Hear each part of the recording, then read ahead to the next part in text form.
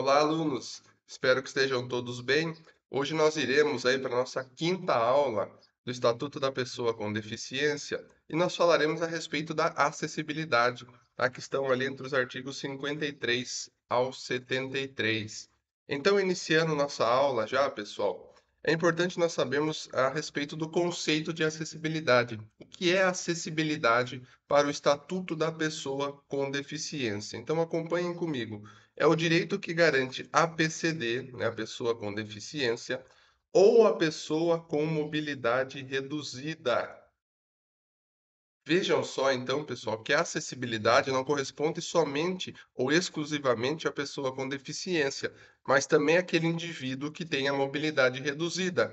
Nós falamos isso e há previsão no artigo 3º desse conceito de mobilidade reduzida. Eu até exemplifiquei para vocês que é aquela pessoa, ou no caso eu, poderia acontecer, né, com qualquer um de vocês, que quebrou a perna, que se machucou, que não tem a flexibilidade, que não tem todos os movimentos, né, em perfeito estado.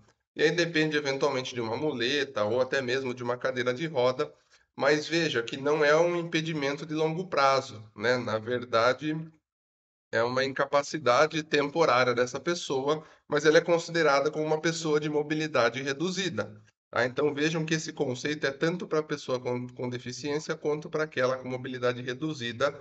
E o intuito da acessibilidade é dar a essa pessoa o direito de viver de forma independente, logicamente, né, que é o mais importante, e exercer seus direitos de cidadania e de participação social. Esse conceito está aqui no artigo 53, ok? Tranquilo. E aí eu chamo a atenção para vocês, já de início, para o artigo 55, que certamente também é um dos conceitos aí, um dos artigos mais relevantes no que se refere à acessibilidade e que caem com maior frequência nas provas. Então vejam só. A concepção e implantação de projetos que tratem do meio físico, de transporte, de informação e comunicação, inclusive de sistemas e tecnologias da informação e comunicação e de outros serviços, equipamentos e instalações abertos ao público, de uso público ou privado de uso coletivo. Novamente, aquilo que eu falei para vocês, né? A aplicação é sempre para tudo que for público ou privado. Nesse caso, ele faz menção ao privado de uso coletivo, né, por conta da acessibilidade, tanto na zona urbana como na rural. Fixem isso daqui também, pessoal. O estatuto, logicamente, ele se enquadra também para, eventualmente, aquilo que estiver situado na zona rural, né? Se tiver aí algum prédio na zona rural, qualquer tipo de local de uso coletivo, né? Eventualmente nós podemos pensar em um monumento, alguma coisa situado na zona rural que tenha um caráter público, né? Que as pessoas visitem, por exemplo, deve ter acessibilidade, tá? Zona urbana como na rural. Qualquer uma dessas situações devem atender aos princípios do desenho universal. Nós vimos lá, né, pessoal, o que é desenho universal, esse conceito também lá no artigo 3º, que é justamente todos os produtos, serviços ou ambientes que sejam padronizados para acesso a todas as pessoas, que independam de um projeto específico. Então, a sua criação já deve ter contemplado nela a acessibilidade, né? Os princípios, as normas de acessibilidade. Aliás, pessoal, falou em concepção, nós estaremos diante do princípio do desenho universal. Toda vez que você tiver aí um produto, um serviço, um ambiente, né, uma instalação que seja posterior ao Estatuto da Pessoa com Deficiência, ele deverá seguir como regra geral o princípio do desenho universal. Isso é um fato. Tá? Nós já vimos que aqueles estabelecimentos anteriores que já existiam antes da Lei 13.146 de 2015, esses devem fazer as adaptações razoáveis, as adaptações mínimas, né? Mas, caso contrário, princípio do desenho universal. Parágrafo 1º. O desenho universal será sempre tomado como regra de caráter geral. Vejam que o parágrafo primeiro só reforça isso que eu acabei de falar para vocês, tá? Parágrafo segundo. Nas hipóteses em que comprovadamente o desenho universal não possa ser empreendido, deve ser adotada a adaptação razoável. Exatamente isso que eu acabei de falar para vocês. Está escrito agora aqui no parágrafo primeiro e no parágrafo segundo. Legal? Parágrafo terceiro. Caberá ao poder público promover a inclusão de conteúdos temáticos referentes ao desenho universal nas diretrizes curriculares da educação profissional e tecnológica e do ensino superior e na formação das carreiras de Estado. Parágrafo quarto. Os programas, os projetos e as linhas de pesquisa a serem desenvolvidos com apoio de organismos públicos, de auxílio à pesquisa e de agências de fomento deverão incluir temas voltados para o desenho universal. Vejam novamente aparecendo aí a figura do desenho universal. E parágrafo quinto. Desde a etapa de concepção, ó a palavrinha de novo aqui, pessoal. As políticas públicas deverão considerar a adoção do desenho universal. É repetitivo, pessoal, mas que fique claro para vocês. Falou-se em concepção, estaremos diante da obrigatoriedade da observância do desenho universal. Ok? Ficou bem claro isso daí nesse artigo 55 que eu destaco para vocês como sendo o mais importante no que se refere à acessibilidade. Bom, ainda falando, né, da acessibilidade, eu trouxe aqui alguns pontos importantes que nós temos que prestar atenção também. Então vejam só, as edificações já existentes, público e privadas de uso coletivo, devem garantir acessibilidade à pessoa com deficiência. Está no artigo 57, né, adaptações razoáveis, só reiterando para vocês. Projeto e construção de edificação multifamiliar deve atender aos preceitos de acessibilidade. O que é projeto e construção de edificação multifamiliar, pessoal? São condomínios, né? São condomínios de casas, condomínios de prédios que sejam, então, que vão abrigar inúmeras pessoas. Essa é a ideia.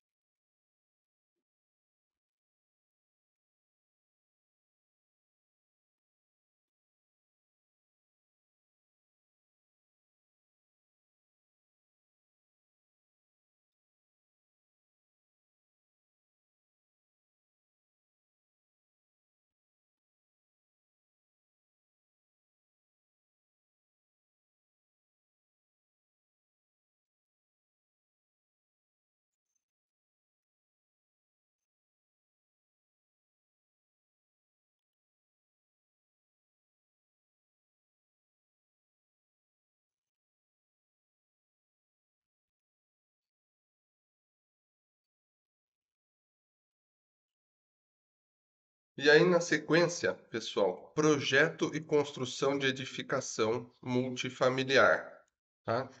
Que deve atender aos preceitos de acessibilidade. O que é uma edificação multifamiliar, pessoal? São construções de prédios, de condomínios, por exemplo, né? Condomínio de casas, condomínios de prédios, que irão abrigar inúmeras famílias, inúmeras pessoas. Então, obviamente que esses conjuntos habitacionais, esses condomínios, eles devem atender aos preceitos de acessibilidade. Devendo as construtoras e incorporadoras assegurar, construtoras e incorporadoras é quem fazem, né? Quem criam os prédios, as construções, né? É assegurar percentual mínimo de sua unidade internamente acessíveis. E parágrafo primeiro é vedada a cobrança de valores adicionais para a aquisição de unidades internamente acessíveis. Também isso aqui, pessoal, nós já vimos que também é vedada a cobrança diferenciada nos casos dos planos de saúde, é vedada nos casos também das escolas, né, particulares. É, e não poderia ser diferente na aquisição de uma unidade imobiliária, ainda que internamente acessível. Isso é um dever agora, acessibilidade é um dever, né? Então, isso não pode ser considerado um plus para ser acrescido no preço. Então, vedado também a cobrança de valores adicionais para aquisição de unidades internamente acessíveis, parágrafo 1º do artigo 58. Outro ponto importante, pessoal, renovação de alvará de funcionamento. As empresas, os estabelecimentos comerciais que precisarem renovar seu alvará de funcionamento, ok? Perante as prefeituras, perante o município, a concessão desse alvará e essa renovação, então veja, tanto a concessão quanto a renovação para qualquer atividade são condicionadas à observação e à certificação das regras de acessibilidade. Ah, vou renovar, preciso conceder um alvará para o meu estabelecimento novo. Eu devo observar as regras de acessibilidade. Artigo 60, parágrafo 1º. Emissão de habite ou renovação também. Tá? Emissão de habite é aquele auto de conclusão de obra para aquela casa que eu vou morar, para aquela residência, né? Então vejam, quando emitidas anteriormente as exigências de acessibilidade, é condicionada a observação e a certificação das regras de acessibilidade. Esse habite, logicamente que se ele for posterior, ele deve seguir as regras de acessibilidade, deve observar aí também o desenho universal, né, todas essas questões. Porém, pessoal, se foi anterior às exigências, né, de acessibilidade, do estatuto e etc., ela é condicionada à observação dessa certificação, ou seja, ela deverá se adaptar, né, observando essas regras de acessibilidade. Artigo 60, parágrafo 2º também, importante, tá? Esses dois também são importantes aí a respeito da acessibilidade. Acessibilidade no recebimento de contas e tributos. Então, é assegurada a pessoa com deficiência, mediante solicitação, o recebimento de contas, boletos, recibos, extratos e cobrança de tributos em formato acessível, tá? Então, eventualmente, se isso for enviado via e-mail, deverá ter formas de acessibilidade, deverá ser possível a pessoa, eventualmente, ter algum tipo de acessibilidade nessa comunicação, nessa informação que ela está recebendo. Ou se vier por carta, por exemplo, deve ter a possibilidade da leitura em braille, por exemplo, a pessoa que tem deficiência visual, tá? Então, vejam que no recebimento de contas e tributos em geral, é garantido também, lógico que mediante a solicitação, e desde que a pessoa se identifique como uma pessoa com deficiência e informe qual é o tipo de deficiência dela, né? Ela tem direito a receber isso daí com a acessibilidade adequada em razão da sua deficiência. Então, vejam, acessibilidade no recebimento de contas, sejam, né, contas de órgãos públicos ou concessionárias de serviço ou privados, né? Podemos pensar aí em internet, luz, água, né? Ou tributos como IPVA, como IPTU, né? Então, essas contas devem conter a possibilidade de um acesso, né, com informação correspondente àquela pessoa deficiente, para que ela consiga, então, se informar, se inteirar daqueles valores. Ok? Essa é a ideia. Acessibilidade em sítios, né? Sites da internet, ele faz a menção, ele traz como sítios, que na verdade é a tradução, né, de sites, mantidos por empresas com sede ou representação comercial no país ou por órgãos do governo, para uso da pessoa com deficiência, garantindo-lhe acesso a informações disponíveis. Ok, pessoal? Então, a acessibilidade, né, na internet obviamente que não poderia faltar, né? Um dos pontos mais importantes, aliás, é a internet.